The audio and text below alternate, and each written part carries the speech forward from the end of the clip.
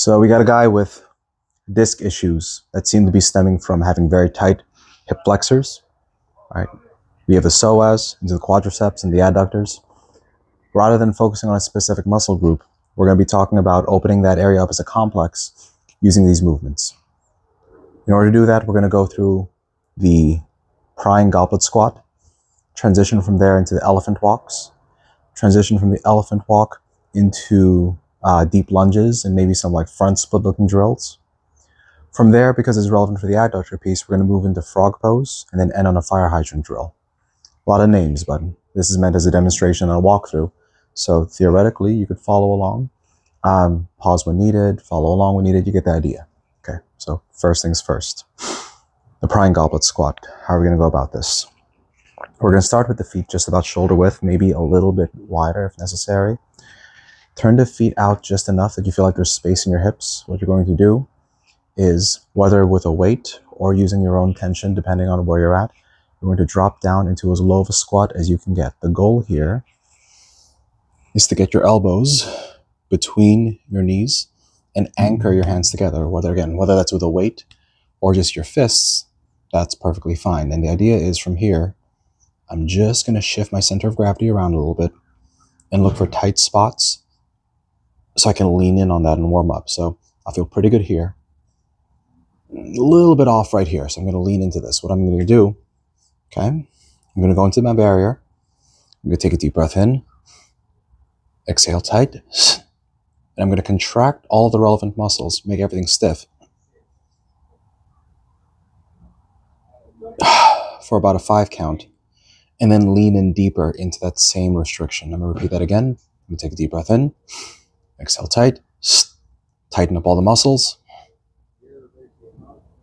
In this case, I'm squeezing my knees together into my elbows, hence why this anchor is important. Release the tension and sink deeper into that position. Do this as many times as needed to find and open up whatever you need to. If something feels tight, lean into it. If something hurts, be cautious. Perhaps don't use this approach. We have to distinguish between, oh, this feels tight, from, oh, this hurts.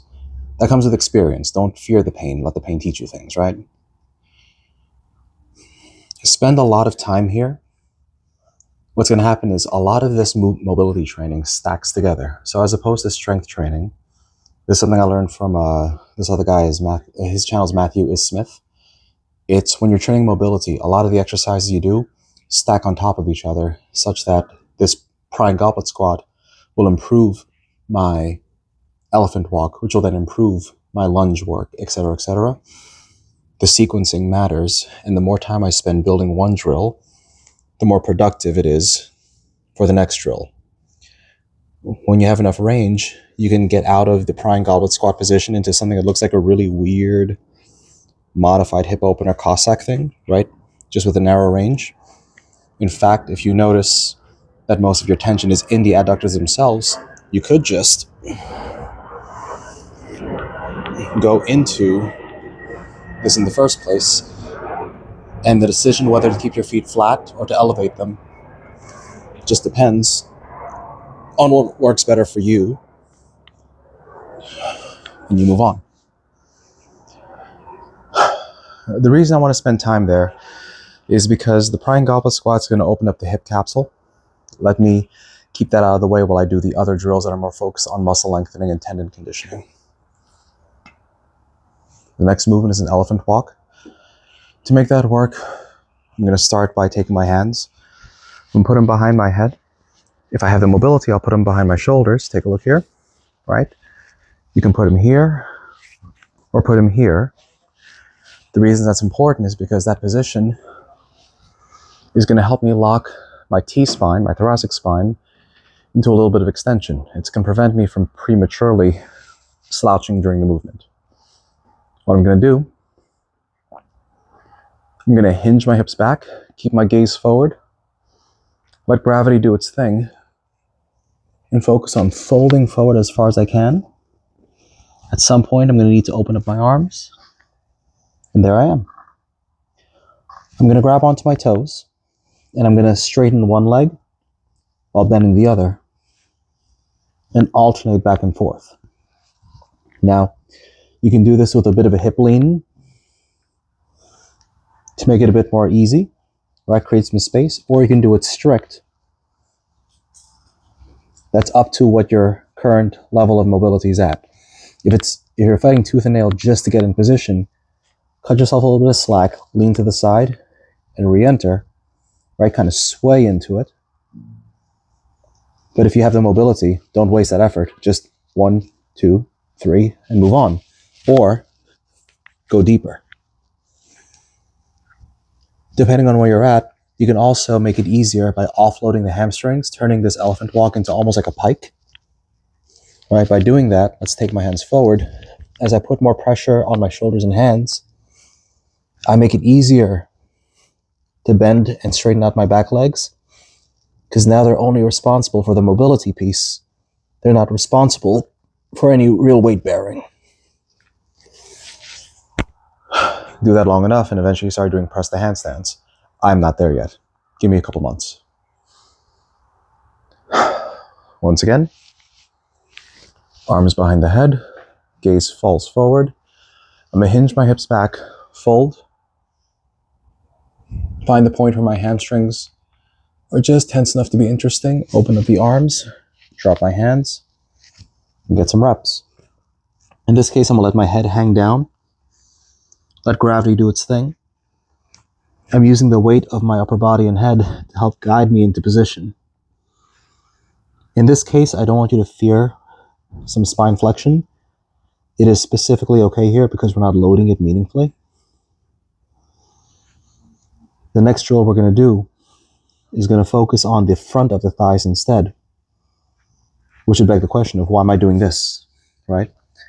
There's this thing called reciprocal inhibition, whereby the tension in my hamstrings dictates the amount of strength I have in my quadriceps and vice versa. So for the person with very tight hamstrings, getting warm up from the quads, from the hamstrings actually helps. I said that backwards, didn't I? For the person with very tight quads and hip flexors, getting the hip extensors out the way often helps, right? By getting these guys supple, I have less interference. I have more conscious, more active control over my flexors, and that's going to matter for the next drill.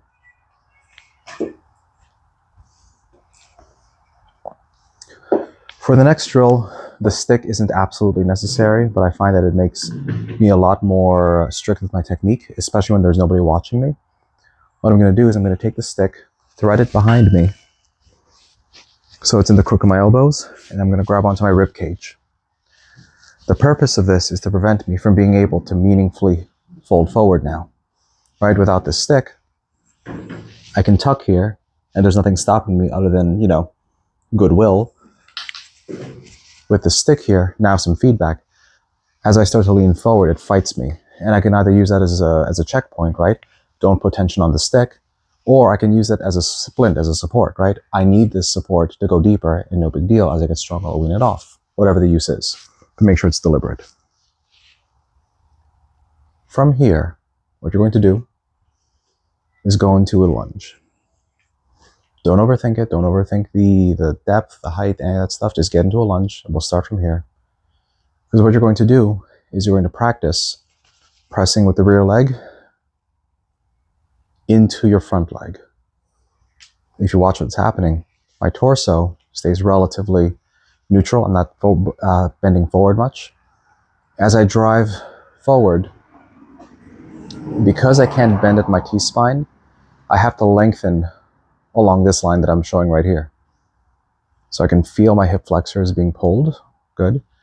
From here, I can either pulse into it,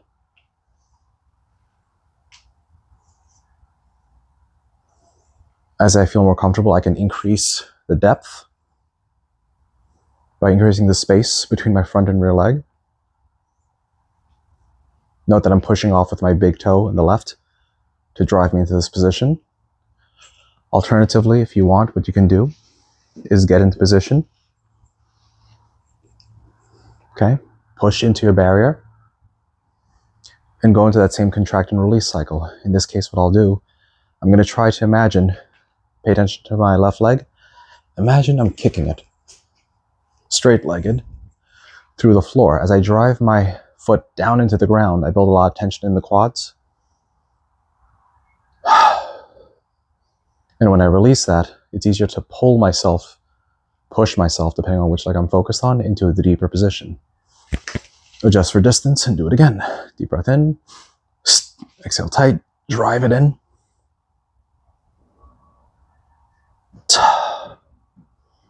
And release. For the sake of this, I'm going to do one set with my other leg and then move on to the next drill. Again, approaching the position, what I'm going to do, forward lunge, bring the rear leg back as far as I want, okay? Drive from the rear leg into the front thigh to deepen the lunge, with a focus on really building tension along the hip flexors. Okay, I'm going to pulse a few times.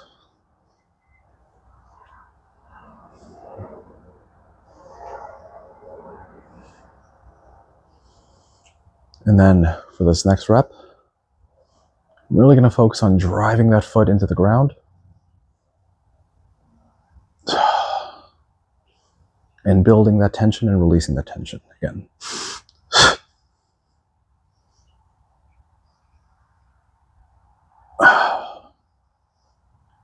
What we're doing here is building strength at the end ranges. The more strength you have at the end of your range, the easier it is to coax that muscle into relaxing, therefore increasing your active, stay, and passive range of motion. Let's adjust this a little bit. Some might notice with themselves that the issue isn't that the hip flexor is tight. They might notice that the hip flexor is weak. So taking that strength at the end range motion a little bit further, what we can do, we'll start off like that lunge, but this time, watch what I do with my feet. I'm going to point my foot down, okay? Transition to my toes. Get onto the front part of my foot, the dorsum of my foot, and push that back. Okay, now the question is, what am I going to do here? What you're going to do is you're going to focus on driving your leg down, the rear leg down again, just like before, and do so in a way that gets you off the ground. You'll notice that these hip flexors have to fight a lot to make that happen. First off, you need a fair bit of ankle mobility to do this. That's part of the point. Same thing on the other side, right? Transition, watch this, raise the ankle onto the balls of my foot, onto my toe, onto the dorsum, keeping my weight on my left thigh as I push the foot back, spotting myself for balance, and I'm in position, okay. And press. Some people will put little bars here for support to spot them, that's perfectly fine. There's this other person online that I like to learn from, where she escalates the difficulty, she progresses this drill by elevating the front foot, therefore increasing the amount of distance the rear thigh has to cover.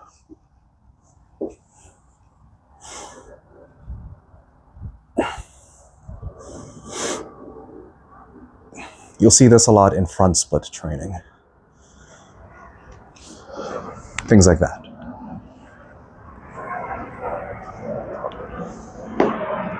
So what does happen at this point? We open with the prying goblet squat to get the hip capsule open. We now open up the hamstrings, get them out of the way so we have better use of our quads and our psoas. We can do a contract release thing to increase the mobility of the psoas. We can reinforce that by doing those, like that front split raise thing that I was just showing, right? That'll increase the strength at the end ranges further.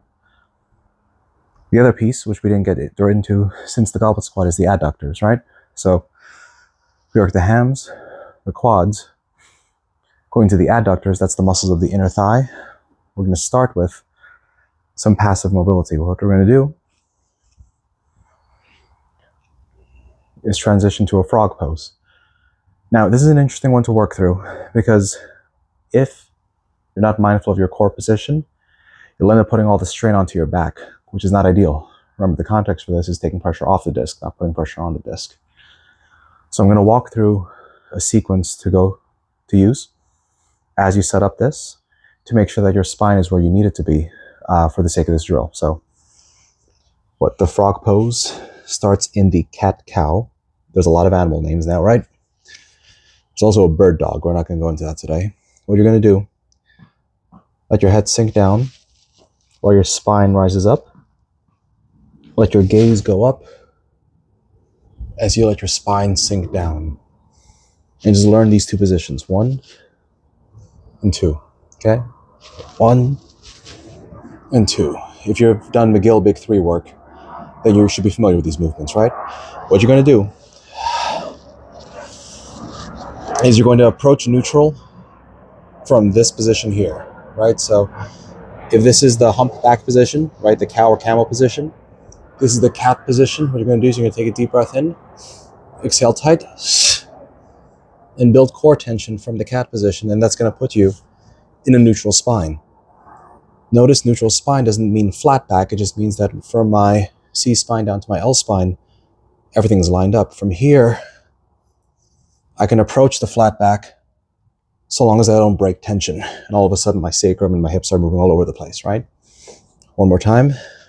Cow or camel, cat, deep breath in, exhale tight into neutral, and then I'll position myself where I need to be. For the sake of this, what I'm going to do is keep that tension and slowly start to work my way into increasing levels of hip abduction. And in doing so, now there's tension along my adductors. My adductors have to create a bit of force to keep me from collapsing forward, and that's the point. From here, we can do a couple things, right?